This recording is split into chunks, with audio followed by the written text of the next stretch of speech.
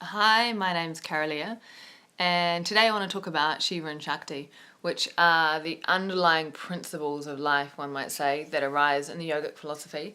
My understanding comes not so much from my reading of yoga philosophy or yoga texts, although I have read, a variety of different books, but more from my own exploration and from a rising intuition, I guess you would say. So what I'm sharing is not like definitive, it's not necessarily even right. It's the ideas that I'm exploring right now and how I'm applying it to my life and to my yoga practice. So Shiva is the energy that came first. Shiva is consciousness, it's all it is the container, it's stillness, that which contains.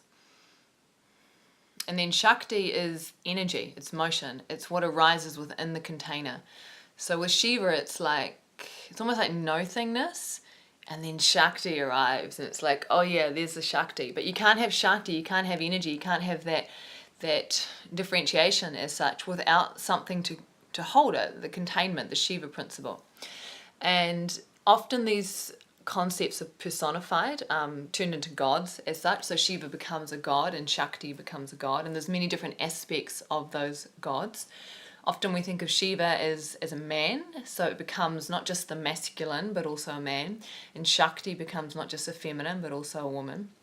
However, at their core, these things are neither man nor female nor gods even. They're a principle as such. So how does this apply to our yoga practice, and how does this apply to our life? Big question, and something I can't really answer on a 5-minute video. However, I am going to be exploring this in a new concept class that I'm developing with Nick Robson.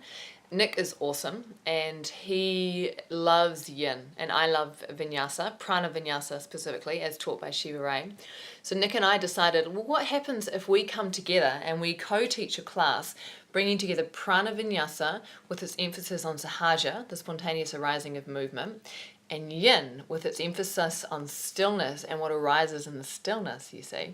And as we talked about this further, we're like, well, what are we going to call this? What's this all about? And we decided on the name Awaken Sahaja.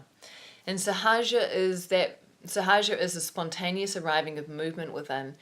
I feel it as prana. It's like the infinite life force, infinite intelligence that begins to move me. So no longer is my mind in charge. It's like there is something else that I am surrendering to. Like I am becoming life, life is becoming me. And within the context of my prana vinyasa practice, the way that Shiva teaches, she creates a container that allows Sahaja to arise. And Sahaja is Shakti, really. It's Kundalini. So Kundalini is an aspect of Shakti. And so I'm very aware of how to do this in my own practice, and I'm aware of how to do this for my students by creating form. So form, again, has formed the Shiva aspect and the formless. Yeah, so many different layers that you can see this, but through creating form in the yoga practice, so knowing that you have specific movements that you are going through, and yet within that you create space for the formless to arise, so you don't know what's going to happen per se, and you surrender to freedom, to Sahaja. And the Sahaja, I've found, is what your body needs in that moment to open up. So that was the name of the class, and Nick and I are like, yeah, we can fully create this on the mat, because we're both doing it in our own way. And Nick is looking at, well, how does he teach yin from this perspective as well?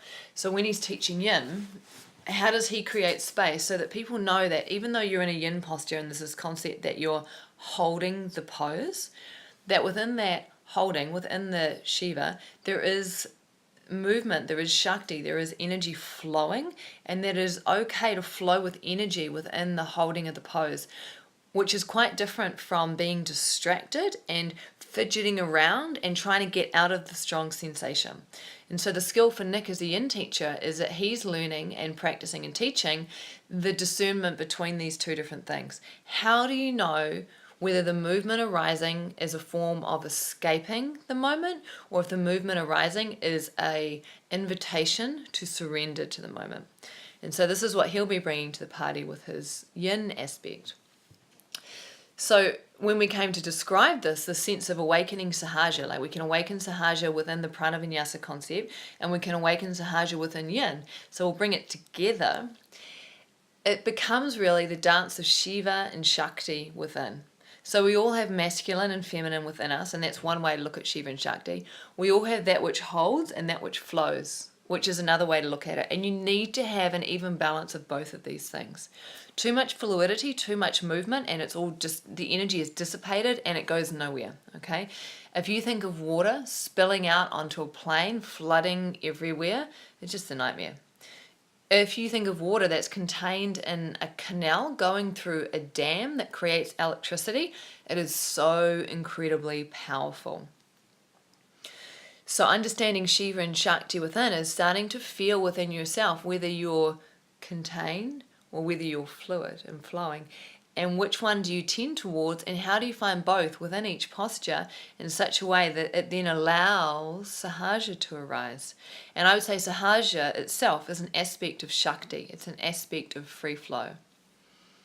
So juicy, man. Oh my God. There's so much to discover and play with in this, and I'm so excited about teaching this class, because the other beautiful thing, right, is that you will have both Nick and I in the room, and we're both very experienced yoga teachers. So while one of us is leading, I mean, I adjust and assist a lot. Adjust is wrong. I enhance and work a lot with students when I'm in the room. But knowing that when Nick's leading the yin, for example, that I will be solely able to work intimately with students, like, oh my God, what a luxury. And vice versa, when I'm leading the vinyasa, Nick will be able to do the same thing, okay? So the class itself is going to be 2 hours long. Don't freak out about an asana class being 2 hours long, because we are going to take our time. We will be doing pranayama, we will be doing meditation, we will be doing chanting, we'll be using mudras, we'll be using bandhas, we'll be using full spectrum, whole yoga practice, and it will be a journey. It will be an immersion into your internal space so that you can find out how to surrender to life, how to surrender to creativity, how to surrender to Sahaja, and allow Shakti, allow Kundalini to manifest through you. Yeah. So if that intrigues you, if you want to know more, we will be doing it on March 12th down here in Mount Maunganui. You can sign up for that class. Nick will also be leading 3 yin workshops over the course of that weekend, so you can do the whole package as well. And then Nick and I are looking at also doing Awaken Sahaja at Earthbeat, which is happening April 1st and 2nd up at Kauai Purupura. So you can come see us there. And then I think we'll be taking this concept on the road, because there's so much juiciness to explore, and how Shiva and Shakti combine together within, and how when you start to understand these principles within yourself, within your practice, within your life, Sahaja arises. All right, any questions, leave a comment. I would love to know what you think about this. I'm Kara-Leah. You will find me at kara-leah.co.nz, and I love you all. Bye-bye.